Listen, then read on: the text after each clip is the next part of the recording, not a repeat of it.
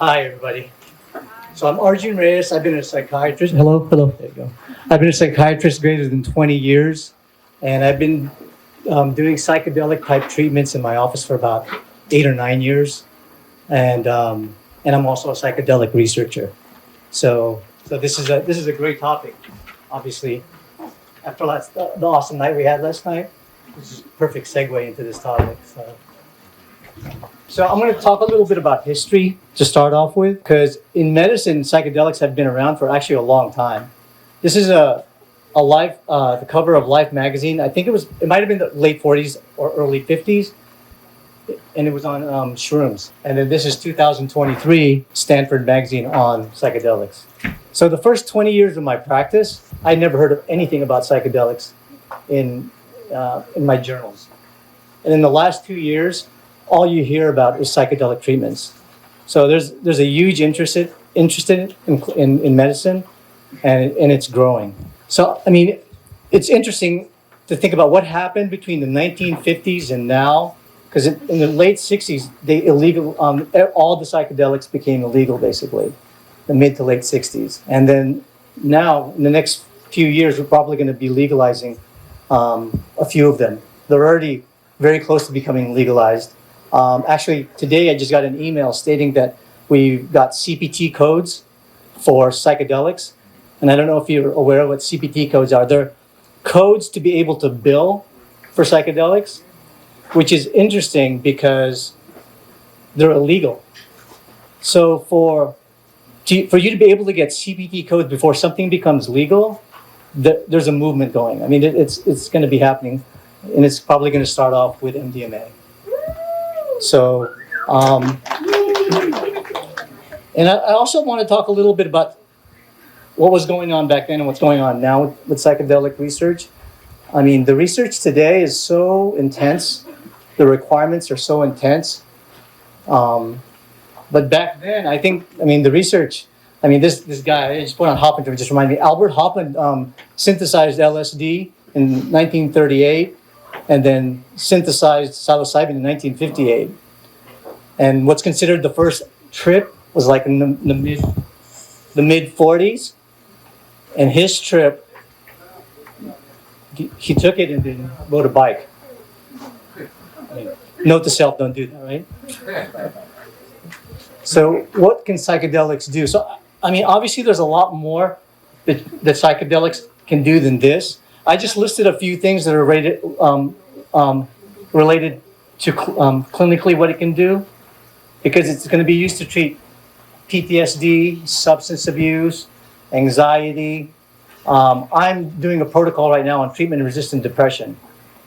So if you know anybody in the Los Angeles area who wants to be part of a research protocol, I'm in the Los Angeles area. I did add something interesting here. I heard this at a psychedelic conference. At silent synapses, there was a research paper done in 2022 at MIT, and they found these silent synapses and found that they're activated by psychedelics. I really don't know what that means. I think they're going to have to really tease that out a bit. But that kind of makes sense, because if you look at psychedelics from a mechanism of action perspective, they're actually very similar to antidepressants. But they do something a little different, because antidepressants really just treat symptoms. They don't treat a lot of other parts of symptoms, like including increased feelings of love, facilitate new emotional experiences, support emotional growth. So it has another effect that I don't think they've figured out yet. So this is not an all-inclusive list of psychedelics. It's just a list that I took down that I think a group of psychedelics that might become approved sometime soon. Like I said, MDMA is probably in the United States is probably going to be approved sometime this year. Psilocybin is probably going to be approved probably after that. LSD is also being researched pretty heavily. Ketamine in the intranasal form I do in my office, so that's been FDA approved for treatment-resistant depression. Ibogaine is something it's kind of new. It's being studied right now. It's primarily in Africa, but there's a lot of studies on it. 2CB is a synthetic psilocybin. There's not a lot of traction with that, but I think that's going to be approved sometime too.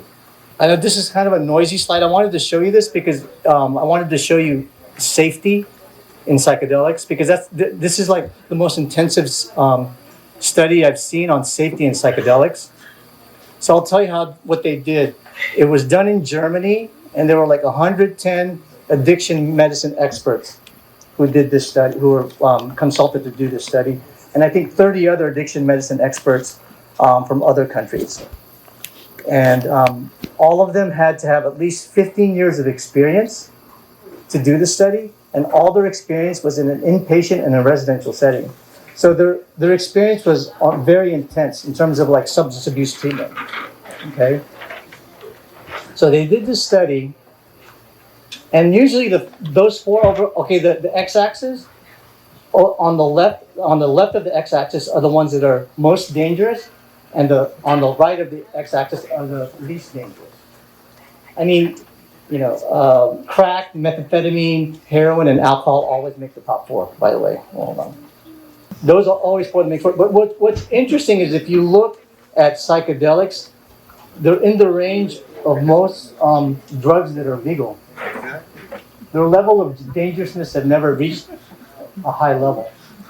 And if you look even closer, I mean, ayahuasca is not even on this list. It's either these doctors have never experienced anybody who's used ayahuasca, or they didn't think anything of it. So I think this is a great study. I think this is probably a study they used to get some of the some of these drugs to be legalized, because it really shows there. I mean, you look at psilocybin is kind of next to nicotine and cannabis, and benzodiazepines, which is heavily prescribed in the United States. So. I mean, I love this study. This study was done in 2020. I just wanted to end with this quote with Steve Jobs, and then I'm going to pass this over to Carlo. Thank you.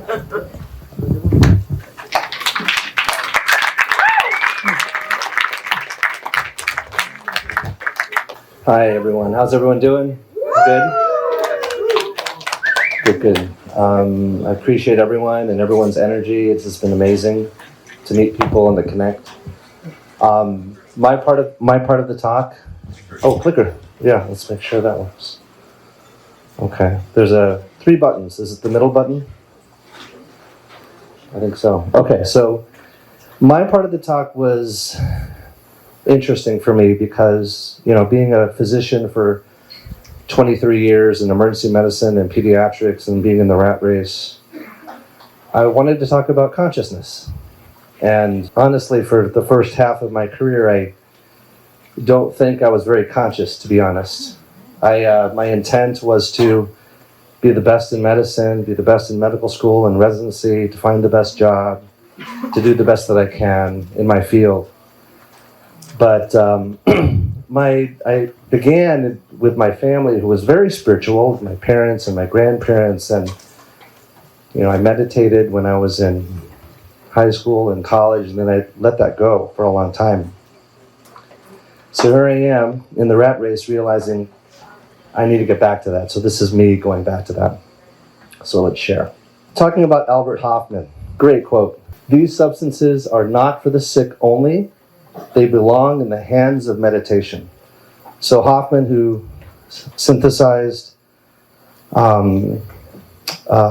psychedelics in the 30s and 40s and tested it out, knew right away that someday this is going to mean something, not just recreationally for some, but something about consciousness raising is going to happen. So he kind of foretold it.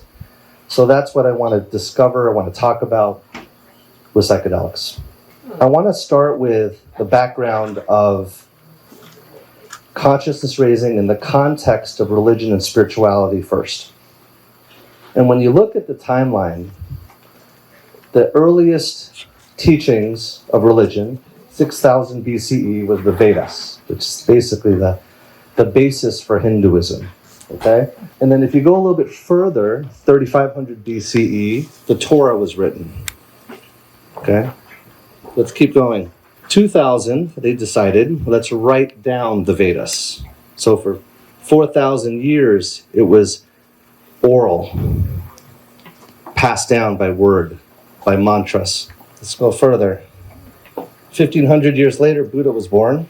And 4 BCE, Jesus was born. Okay? So that's a quick timeline of religion and spirituality. Let's compare that with psychedelics. Around 8600 BCE was the first evidence, it was evidence of first use of mescaline in Peru. 6000, there's some evidence or some discussion that the Vedas, as part of the Vedas, some of the practice included using a plant-based ritual with soma, which was, some think it might have been psilocybin. 2600 BCE in ancient Egypt, there was the use of the acacia plant, and the active substance was DMT. Some say that the acacia plant was actually the burning bush. Does that kind of blows me? When I read it, I was like, what? Think about that for a second. Okay. 900 to 3000 BCE, ayahuasca. Some evidence of ayahuasca use. It's very vague whether it's 900 or 3000. But sometime a long time ago, ayahuasca was starting to be used. Also DMT. And then 1938, Hoffman synthesizes LSD. So you can see that the timeline of spirituality and psychedelics used for consciousness raising purposes, entheogens, they've been around about the same time, which blows me away. I don't know if it blows you guys away, it blows me away. All right? So when you kind of put it all together, they've been kind of together in some way or form, okay? In the same timeline, similar timelines. And the point about this exercise was the idea that psychedelics for the use of spiritual and religious purposes has been around as long as spirituality and religion itself. And there must have been some form of intention behind it, the intention of consciousness raising, for it to continue to exist for thousands of years. So there needs to be a little bit of reverence to where psychedelics had a role in consciousness raising.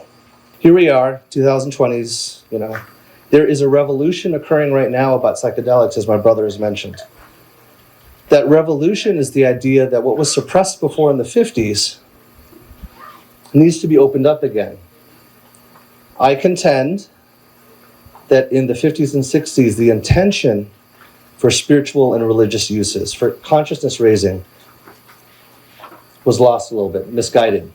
And that kind of brought down the use of it and led to the suppression of it. So we are in a very important time right now to validate entheogens for the intended purpose of consciousness raising, whether it's spirituality, treating PTSD, depression, anxiety, all these modalities of treatment where modern medicine has failed to some degree can be treated effectively with something that's been around for thousands of years. And it is our duty in the medical scientific community to understand it and to make it safe and to make it available.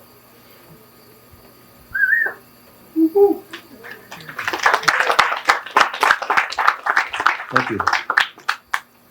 Something about spirituality and a lesson on intention, okay?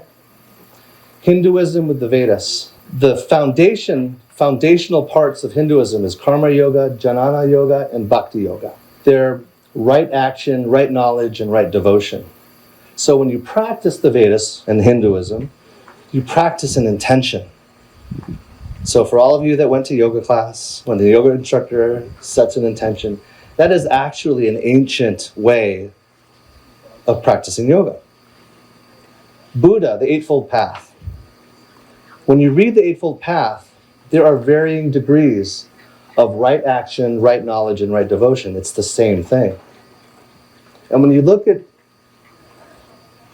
Jesus and the Beatitudes, there is a similar intention and understanding and righteousness about life.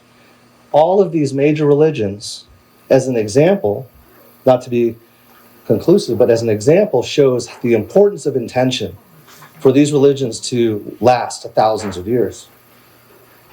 Earth-based medicine in the indigenous cultures has similar intentions, okay? It's interconnectedness with community and creator. So you see the importance of intention in all of this. And when you look at the intention of medicine, it's to promote health and well-being. So my point being is that if we're going to get it right this time, we need to be very intentful. That the use of entheogens is for consciousness raising. And if we can do that as scientists and understand the safety profile and then promote it in a safe manner, then my opinion is that we can raise consciousness in this world with it. I'm going to end with a quote.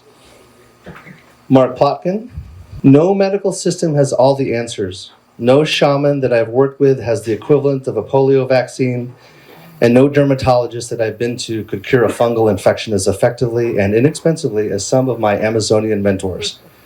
It shouldn't be the doctor versus the witch doctor.